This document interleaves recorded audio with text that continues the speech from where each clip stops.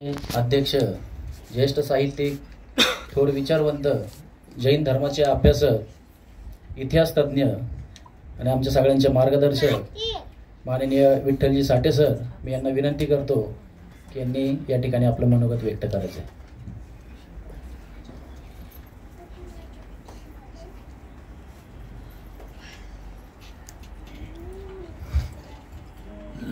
तुम्हा सर्वांना माझा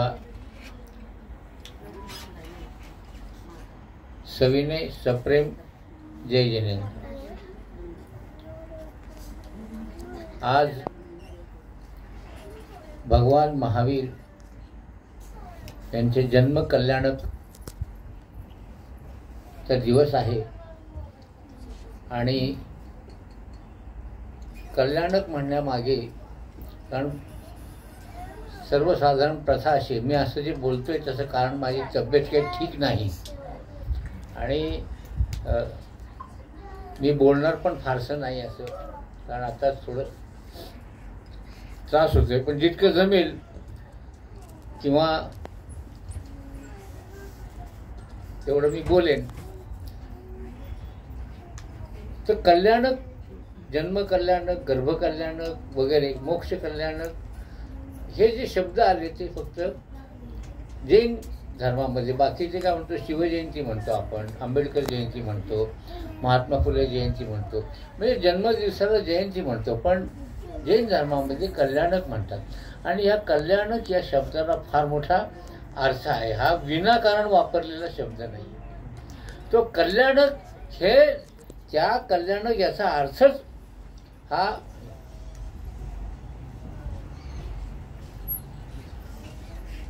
एक वेगळं त्याच्यामध्ये हे आहे की कल्याणक हा म्हणजे कल्याण तुमच्या ह्याचं सार्थक झालेला असा त्याचा अर्थ होतो. म्हणून जन्म कल्याणक आपण साजरं करतो. त्याबद्दल तुम्हा सर्वांना एक महावीर जन्म कल्याणकाच्या शुभेच्छा. या कार्यक्रमासाठी उपस्थित झालेले आदरणीय डॉक्टर लोढा सर, आदरणीय सुराणा सर, आदरणीय श्रीपाल ललवाणी सर, आदरणीय पारख सर, शंकर वाघमारे आणि इथे उपस्थित असलेले आपण सर्व जैन मंडळी. महावीर जयंतीच्या दिवशी यापूर्वी आपण मिरवणूक काढत होतो आणि 3-4 किलोमीटर अशी ती मिरवणूक निघायची आणि मिरवणूक बँड वगैरे वगैरे वगैरे सगळं करून मिरवणूक निघायची. मिरवणूक संपली की आपले चहापान झाले की सगळेजण आपापल्या घरी जायचे. पण त्या मिरवणुकीमधून काय संदेश जात होता काही समजलं नाही. मिरवणुकीत आले आले महावीर भगवान की जय अमुक तमुक म्हणून निघून जायचे. परंतु यावेळेस मात्र आम्ही असा विचार केला किंवा मिरवणूक नाही काढायची, कारण मिरवणुकीचा जवळजवळ खर्च हा 40,000 ते 50,000 रुपयापर्यंत. बँडवालेच 25,000 रुपये घ्यायचे. हा, आणि मग त्या उन्हातानामध्ये सगळ्या लोकांना आपण ते हे करायचं. म्हटलं आपण एका सभागृहामध्ये महावीर जयंती साजरी करू आणि महावीर जयंती ही साजरी करत असताना आपण एक त्याला विचार मंथन असं एक नाव देऊ. लोक किती येतील, किती येणार नाहीत, किती जमावतील, होऊ देत म्हटलं, काय हरकत नाही. कारण मिरवणूक वेगळी आणि सभेला किंवा एखाद्या सभागृहामध्ये जमायला लोकांचं हे वेगवेगळ्या कारणं असतात, त्याला वेळेचं आहे वगैरे. आता जेवढे जमले तेवढे ठीक आहेत. विचार मंथन म्हणून आपण एक त्याला नाव देऊन विचार मंथन.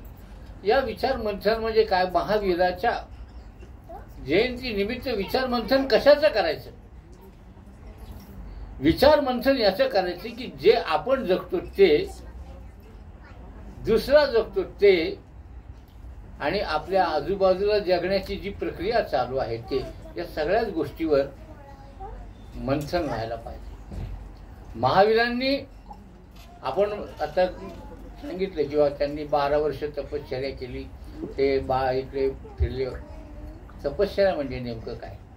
तपश्चर्या याचा अर्थ एवढाच आहे की त्यांनी विचार मंथन केलं विचार मंथन केलं, स्वतःचा शोध घेतला आणि स्वतःचा शोध घेत त्यांनी जगाच्याही गोष्टी शिकल्या. कारण काय झालेलं आहे की जैन धर्माच्या संदर्भामध्ये फार वेगळी गोष्ट झालेली आहे की जैन धर्म म्हटला की त्याच्यात नेमका अर्थ समजून घेतला. जैन धर्माचे एक 2 भाग आहेत.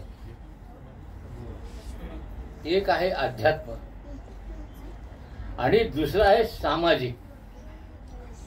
अध्यात्मामध्ये आत्मा, परमात्मा, आत्मा, आपल्या आत्मा, त्याच्यानंतर आत्म्याचा पुन्हा पुन्हा जन्म घेणे, 84 योनी जन्म घेणे, त्याच्यानंतर मग 84 लाख योनी जन्म घेणे, त्याच्यानंतर मग आपण त्या मोक्षाला जाणे, स्वर्ग मिळतो का, काय नरक मिळतो का, आणखी काय, या सगळ्या ह्या आध्यात्मिक गोष्टी आहेत. ह्या चुकीच्या आहेत असं मी म्हणत नाही, त्या त्यांच्या पद्धतीने ठेवलेल्या आहेत.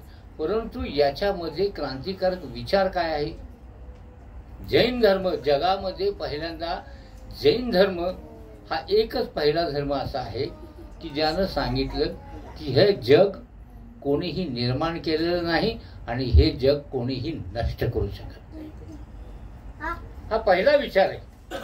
जगाचा निर्माता कुणी नाही आणि जगाचं नष्ट करणारा कुणी नाही.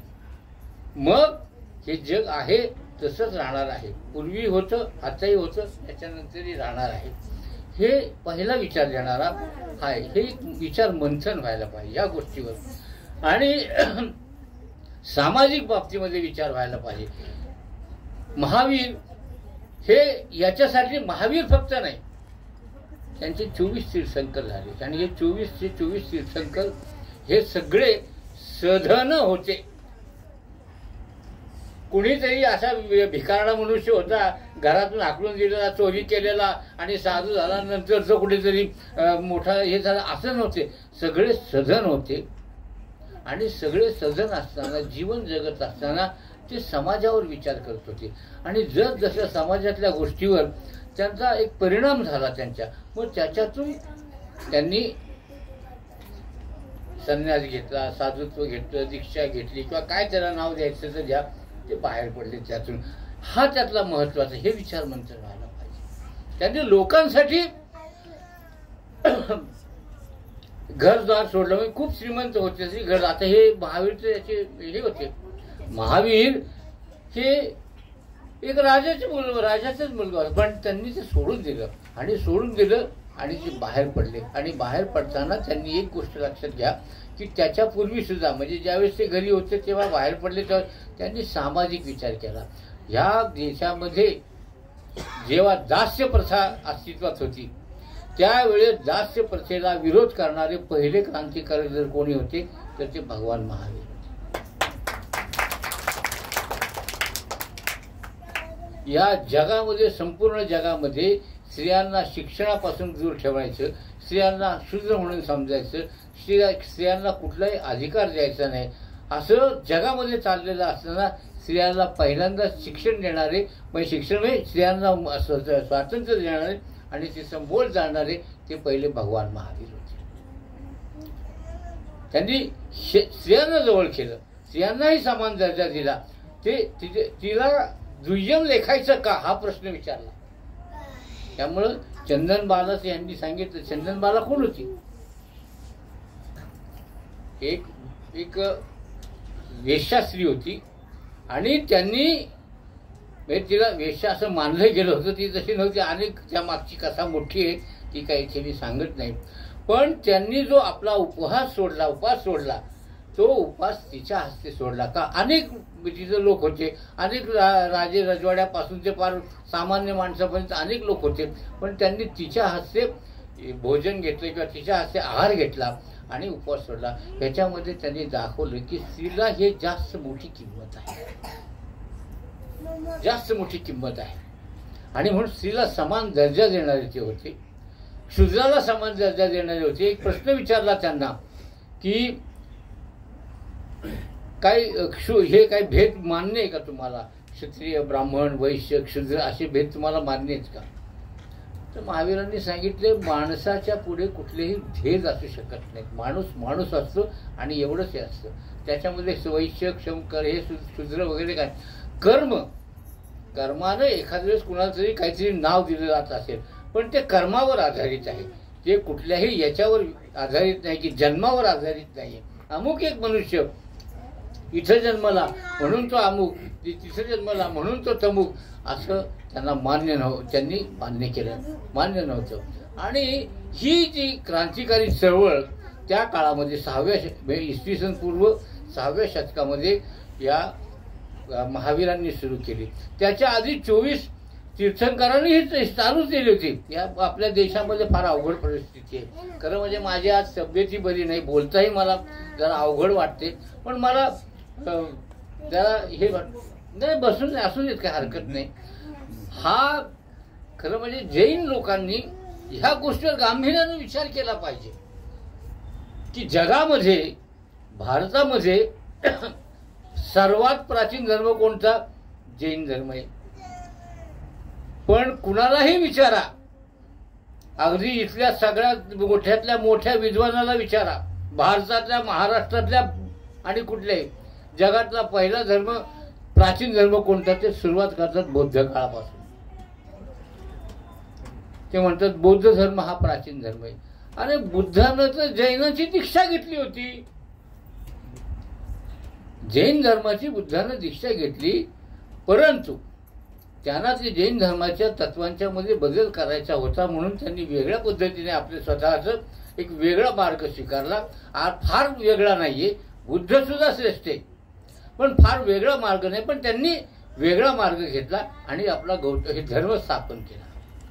आता तो धर्म, त्या धर्माला राजश्रय मिळाला, त्या धर्माचा प्रचार प्रसार करणारे लोक मिळाले आणि त्यांनी संबंध जगभर तो धर्म प्रसार केला. याचा अर्थ जैन धर्मातल्या लोकांनी किंवा जैन धर्मातल्या साधूंनी, जैन धर्मातल्या अनुयायांनी जगभरात प्रसार केला नाही असातला भाग नाही. हे सुद्धा आपल्या जैन सुद्धा लोक जगभर गेले होते, त्यांनी प्रचार प्रसार केला. या आता मुस्लिमांच्या मध्ये हिंसेला स्थान नाही.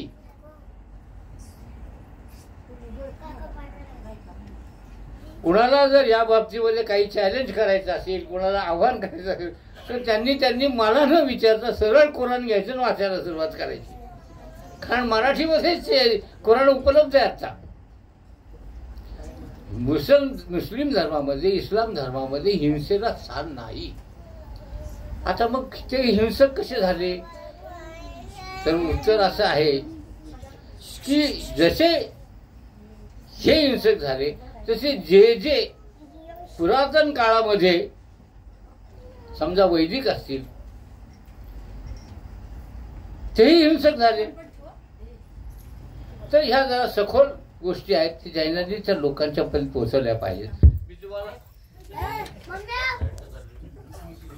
एवढीच मला विश्रांती. जैन धर्म पण जगभर पसरलेला होता, परंतु जैन धर्म जगभर पसरल्यानंतर त्याचं जे दस्तऐवज तयार करायला पाहिजे, त्याची जी माहिती आहे ती माहिती आपल्या जैन धर्मातल्या काही लोकांनी लिहून ठेवली. ती माहिती लिहून ठेवली, परंतु त्याचा प्रचार प्रसार व्हावा तसा केला नाही. म्हणून असं लोकांना वाटायला लागलं की जैन धर्म हा नंतरचा आहे. बौद्ध धर्मामध्ये ह्या सगळ्या गोष्टीची माहिती लिहिली, त्याचे त्यांनी ग्रंथबद्ध केलं आणि ते लोकांच्या पर्यंत पोहोचवलं. म्हणून लोकांना काय वाटतं की भारतामध्ये सगळ्यात प्राचीन धर्म कोणता? तर सगळ्यात प्राचीन धर्म बौद्ध धर्म. मग वाद एक दुसरा तयार होतो की काही लोक म्हणतात नाही, बौद्ध धर्म नाही, सगळ्यात प्राचीन धर्म म्हणजे वैदिक धर्म. आता सगळ्यात प्राचीन धर्म म्हणजे वैदिक धर्म, तर त्याला आधार काय? आधार काय? जर वेदामध्ये, लिंग पुराणामध्ये, जर स्कंद पुराणामध्ये, जर रामायणामध्ये जेवढे ग्रंथ असतील वैदिकांचे, त्या सर्व ग्रंथांमध्ये जर वृषभनाथांचा उल्लेख येत असेल, जर तिथल्या 24 तीर्थंकरांचा उल्लेख त्याच्यामध्ये येत असेल, तर पुरातन कोण? पुरातन कोण? वेदामध्ये वृषभनाथाचा अनेक वेळा उल्लेख आलेला आहे. मग ह्या सगळ्या याचा अर्थ आधी काय असेल त्याचाच उल्लेख येतो ना, नंतर नाही. परंतु ही गोष्ट जैनांनी जशी पाहिजे तशी लोकांच्या पर्यंत पोहोचवली नाही. त्यामुळं काय झालं, हा धर्म जैन धर्म म्हणजे नंतरचा धर्म असा एक समज झाला.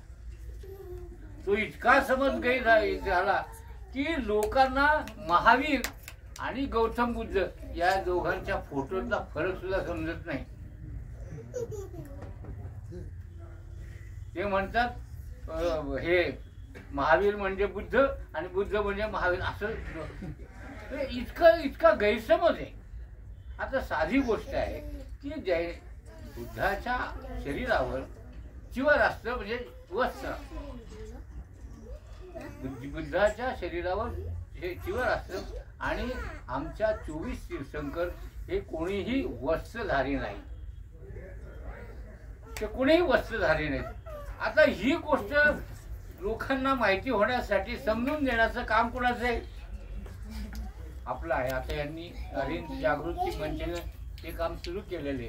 त्यांनी पुस्तिका काढली, लोकांच्या पर्यंत पोचती केली आणि किती बारीक गोष्ट करायला पाहिजे की आता लोकांना सांगावं लागतं की तुम्ही तुमचा मुलगा शाळेत घालत असताना, कुणी मरण पावलेलं असताना, कुणी तिथं धर्म जैन लिहा आणि जात पण जैन लिहा, असं करू नका की धर्म हिंदू आणि जात जैन. म्हणजे काय प्रकारे हा सगळा वेगळा. आता ह्यांनी ते पुस्तिका काढून ते लोकांच्या पर्यंत पोचले केलेलं आहे. तर ह्याच पद्धतीनं आपल्या महावीर जयंतीच्या निमित्तानं विचारमंथन करत असताना या सर्व गोष्टींच्यावर विचार व्हायला पाहिजे की जैन धर्माला मागे टाकण्याचं काय काम आहे. आता कुणीतरी आपल्याला विचारलं, तुम्ही आम्ही सगळेच होतो की बाबा हे जैन मंडळी अशी का वागतात, इकडं तिकडे जातात दुसरीकडे, काय आता मला अशी का वागतात म्हणजे काय, त्यांनी काय केलं, शस्त्र खाली ठेवलं, व्यापार धरला आणि व्यापार धरला की मग मनुष्य ऍडजस्टमेंट करायला सुरुवात करतो. कारण ऍडजस्टमेंट केल्याशिवाय व्यापार होत नाही. असं मी 100% आहे असं का नाही, तसं 100% नसतं तरी ऍडजस्टमेंट केल्याशिवाय व्यापार होत नाही, हे जे खरं आहे. म्हणून मग इकडे तिकडे फिरायला सुरुवात होती. जाऊ दे, कशाला कोणाचं बैल घ्यायचं, आपलं चाललंय ना, चालू द्या. अशा पद्धतीनं या जैन धर्माला पाठीमागे पाठीमागे पाठीमागे सारण्याचा प्रयत्न झालेला आहे. आणि ह्या पाठीमागे जात जात जात असं झालं की जैन धर्म आहे की नाही अशी परिस्थिती निर्माण झाली. हा झाला एक भाग. आता याच्यामध्ये जैनांचं जसं हे झालं तसं जैनांनी दुसरी एक गोष्टी केली नाही, ती म्हणजे प्रस्थापित जैन यांनी की बाबा आपण तर आहोतच, पण आपल्यापासून दूर गेलेले कुणी आहेत का याचा विचार केला नाही. मला कुठेतरी माझ्या वाचनामध्ये मी माझ्या त्या पुस्तकात लिहिलेलं आहे की मी विद्यापीठामध्ये काम करत असताना मी एक लायब्ररीत जात होतो. लायब्ररीमध्ये पुस्तकं शोधत असताना मला एक पुस्तक हातात मिळालं. त्या पुस्तकाचं मी अशी पानं चालली तर त्याच्यामध्ये 24 तीर्थंकराची नावं घेतली होती आणि त्या 24 तीर्थंकराच्या पुढे वंश लिहिला होता. त्याच्यामध्ये सुपार्श्वनाथ या तीर्थंकराच्या पुढे मातंग वंश लिहिला होता. आणि मी आश्चर्यचकित झालो. म्हटलं पुस्तक जैनांचं हे आपलं कुठलं, आपले कुठलं आपली काही किंमत नाही, काहीच नाही. मातंग समाजाला काय अवस्था आहे हे सर्वांना माहिती आहे. त्याची काही वर्णन करून सांगायची गरज नाही, वर्णन करून सांगायची गरज नाही. परंतु समाजामध्ये महाराष्ट्रामध्ये काय किंमत होती हे माहिती आहे. तर त्यामुळे मी शोध घेतला की आपण जर एवढ्या श्रेष्ठ परंपरेतले असू तर जरा पुढे जा. म्हणून मी जसजसा पुढे गेलो तसं की खोल पाण्यामध्ये शिरत गेलं तर काही चांगल्या गोष्टी असतील, सागरामध्ये स्मृती लागू शकतात, बाकी लागतात. तसे मला काही पुराणांच्या मध्ये म्हणजे जैनांच्या पुराणांच्या मध्ये काही गोष्टी आढळल्या. त्याचं महत्व म्हणजे हरिवंश पुराणामध्ये स्पष्ट असं आढळलं की आपल्या वृषभनाथांचा मुलगा भरत, भरताचा मुलगा विनमी आणि विनमीचा मुलगा मातंग, हा या मातंगापासून मातंग वंश सुरू झाला असं त्याच्यामध्ये लिहिलेले आहे. हे एकच नव्हे तर अशा अनेक जैनांच्या ग्रंथामध्ये जैनांच्या अनेक ग्रंथामध्ये मातंग वंशाचा उल्लेख आहे. आणि मग मला असं वाटलं की ही जैनांची परंपरा म्हणजे काय, जैन काय आहे, तर जैन काय आहे हे ज्यावेळेस विचार करायला लागलो तर जैनामध्ये मला असं आढळून आलं. मग पुढे काय काय जैनाचं काय आहे. जैनामध्ये 24 तीर्थंकर नाही, 24 तीर्थंकरांनी एकच गोष्ट शिकवलेली आहे की ती जगा कसं हे शिकवलेलं आहे. म्हणून त्या मूळ पाया जो आहे जैन धर्माचा मूळ पाया हा 5 गोष्टीवर आहे. एक गोष्ट सत्य, अहिंसा, अचौर्य, ब्रह्मचर्य, अपरिग्रह, या 5 गोष्टी आहेत. या 5 गोष्टी जर तुम्ही तुमच्या जीवनामध्ये आत्मसात केल्या तर तुमचं जीवन आपोआपच आनंदमय व्हायला लागतं. आता मगाशी शांतीनाथ सरांनी सांगितलं की तुम्ही तुम्हाला ओळखायला शिका, पण तुम्ही ह्या 5 गोष्टीचा जर आचरण केलं तर ओळख आपोआपच आपल्याला व्हायला लागते, आपोआपच आपली ओळख व्हायला लागते. कारण एकदा मी जर समजा मला कळलं की हिंसा करायची नाही. आता मी तुम्हाला माझं उदाहरण सांगतो. ज्यावेळेस मी सकाळी किंवा संध्याकाळी बाहेर फिरायला निघतो त्यावेळेस माझी मान खाली असते की माझ्या पायाखाली कुठे किडा मुंगी येऊ नये. आता हे काय घोषणावर गोष्ट नाही. आणि मला जर पावसाळ्यामध्ये एक किडा दिसला तर मी असा पाय करून निघतो. घरामध्ये पाल आले तर मी तिला हुसकवून लावतो, तिला मारत नाही. ह्या गोष्टी काय आहेत, मला जसा जगण्याचा अधिकार आहे तसा त्यांना पण जगण्याचा अधिकार आहे. दुसऱ्याच्या जगण्याचा अधिकार आपण हिसकवला नाही की आपलं जीवन समृद्ध होतं, आनंदी होतं. ज्या वेळेस तुम्ही दुसऱ्याच्या जीवन जगण्याचा अधिकार हिसकवता त्या वेळेस तुम्ही दुःखी होता. जगातले जेवढे राजे झाले त्यांनी जेवढ्या लढाया केल्या, जेवढे काही केलं ज्यांनी हिसकवायचा प्रयत्न केला ते सगळे दुःखी होते आणि त्यांचा अंत सुद्धा दुःखातच झालेला आहे. हे लक्षात ठेवलं पाहिजे.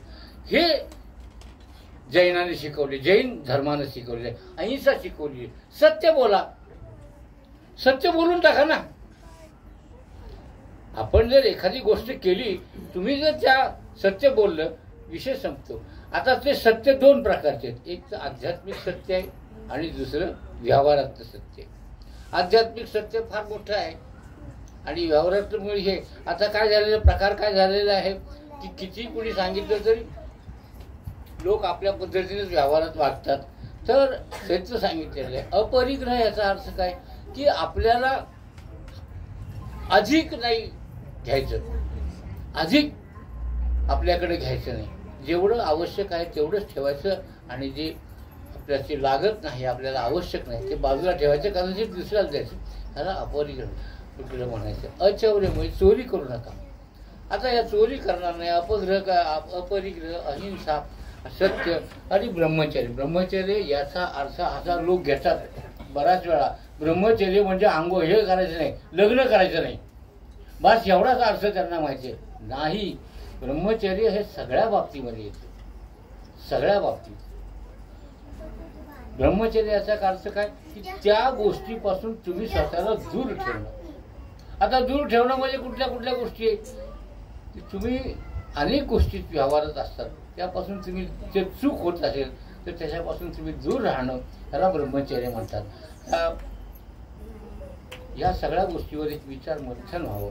आज त्या मंडळींना मी इथं निमंत्रित केलं, त्याच्या मागचं माझं हेच म्हणणं आहे की आपल्याला आपला जैन धर्म याला जर पुढे न्यायचा असेल, त्याला लोकांच्यापर्यंत पोचवायचं असेल तर पहिल्यांदा जैन धर्मातील लोकांना जैन धर्म पालन करण्याचं शिकवलं पाहिजे. त्यांनी कोणत्या पक्षाकडे जावं हा महत्वाचा मुद्दा नाहीये, परंतु त्यांनी जैन धर्माचं पालन केलं पाहिजे. आणि जैन धर्माचं पालन जर त्यांच्यापासून होत नसेल तर त्यांना जैनामध्ये ठेवण्याची काही अर्थ नाही. म्हणजे ठेवण्यात म्हणजे त्यांना जैन म्हणण्यात काही अर्थ नाही असा अर्थ होतो. तर ह्या गोष्टी या विचारमंथन व्हावं असं माझं मत आहे. आणि माझी प्रकृती बरी नसताना सुद्धा मी बोललेलो आहे. आणखी खूप विचार मनामध्ये आहेत, परंतु आता हळूहळू मला जाणवायला लागले की आपण जास्त थांबू नये. हां, तर एक लक्षात घ्या की जगण्याचा जो अधिकार आहे तो सर्वांना जगण्याचा अधिकार आहे आणि तो अधिकार हा जैन तत्त्वज्ञानानं मान्य केलेला आहे. तुम्ही दुसऱ्याला जगू द्या, स्वतःही जगा, तुम्ही आनंदी व्हाल. आज काही लोक आपले स्थितीकरण झालेले लोक 300 कुटुंब आहेत, आम्ही ते सांगतो आहे. आता इथं कबीर सरकारचे विविध ठिकाणचे आहेत, ते स्थितीकरण झालेले आहेत. स्थितीकरण ह्याच्यामध्ये काय झालं की आम्ही जो मातंग समाजाचा मातंग वंशानं जो विचार केला त्याला सांगितलं स्थितीकरण करा. ते सांगत असताना एवढंच सांगितलं की जर तुम्हाला पटत असेल तरच तुम्ही इकडे या, नाही तर नका येऊ. मग त्यांनी मनापासून हे केलं आणि मग इथं बसलेले जे स्थितीकरण झालेले लोक आहेत ते व्यसनापासून दूर आहेत. एकदा व्यसन म्हटलं की बाकीच्या गोष्टीपासून दूर गेलेले आहेत आणि स्वतःचा विकास करण्याचं काम ते करत. 4थी शिकलेला मनुष्य जरी असला तरी त्याचं स्थितीकरण केलं तर तो आहार त्याचा शुद्ध आहार घेतो, शाकाहार घेतो, बाकीच्या आहाराकडे जात नाही. आणि हे आम्ही परिवर्तन त्याच्यामध्ये घडवत असतो. आणि हे परिवर्तन ही मोठी क्रांतिकारी चळवळ आहे. ही काही एक जो पटकन होईल आणि ते हे असं होईल असं नाही आहे. तर हे परिवर्तन अजून मोठ्या प्रमाणामध्ये आम्ही करू. आणि पुढे ज्यावेळेस पुढची महावीर जयंती ज्यावेळेस आपण साजरी करू, जयंतीमध्ये जन्म कल्याणक साजरं करू, त्यावेळेस ते जन्म कल्याणक कदाचित निढळ येथील जी जागा मंदिरासाठी घेतली त्या मंदिराच्या तिथे करू, असा आमचा एक हे आहे,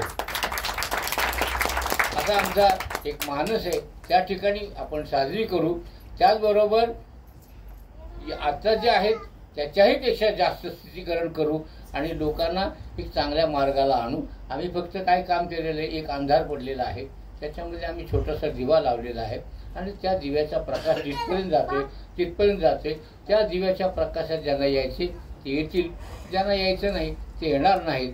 आणि त्यांना आम्ही म्हणतो की अरे प्रकाश आहे, प्रकाशाकडे या, प्रकाशामध्ये तुम्ही उजळ दिसाल, तुम्हाला दिसेल.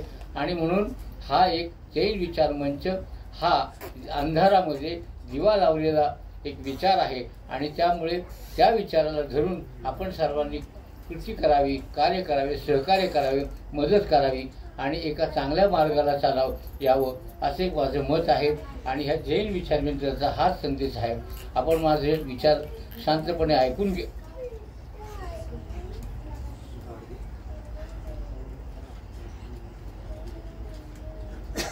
ते इथे घाडगे साहेब ज्यांचा आपण हे केला सत्कार केला, त्यांनी निढळ येथे जी जैन मंदिरासाठी जागा आहे आमची त्याच्यामध्ये आणखी 3 गुंठे जागा देण्यासाठी त्यांनी.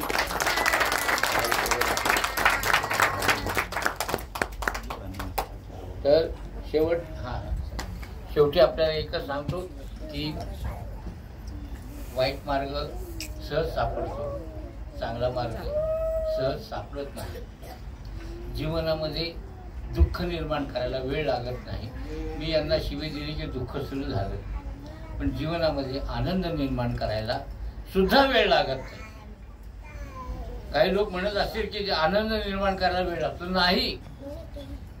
जर माझे पाय सुजलेले असताना, जर माझी जीभ जड होत असताना, जर मला एवढं त्रास होत असताना मी बोलतोय याचा अर्थ मला आनंद मिळतो म्हणून मी बोलतो, अन्यथा मी बोललो. आणि यांनीच पाहिलंय माझं ब्लड, यांनीच पाहिलं त्यावेळेस माझं हिमोग्लोबिन 5 होतं, 5 आणि 5 होतं आणि मी ते 3 ते 4 महिन्यामध्ये 11वर आणलेलं आहे त्याला, 11वर. आणि हे जीवन आनंद आपण निर्माण करू शकतो. आनंद विकत घ्यायचा नसतो. हेच आहे, हे तत्वज्ञान आहे. आत्म्याचा आनंद, आत्म्याला परमात्मा बनवणं म्हणजे जैन होणं.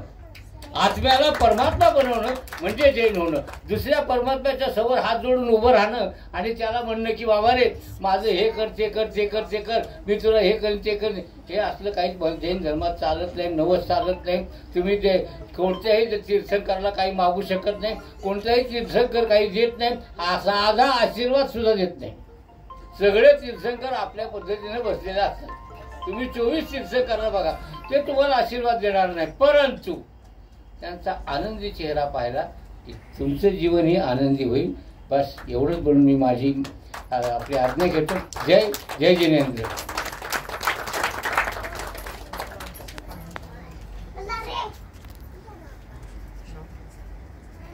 धन्यवाद सर. यानंतर आजच्या कार्यक्रमाचं आभार प्रदर्शन करण्यासाठी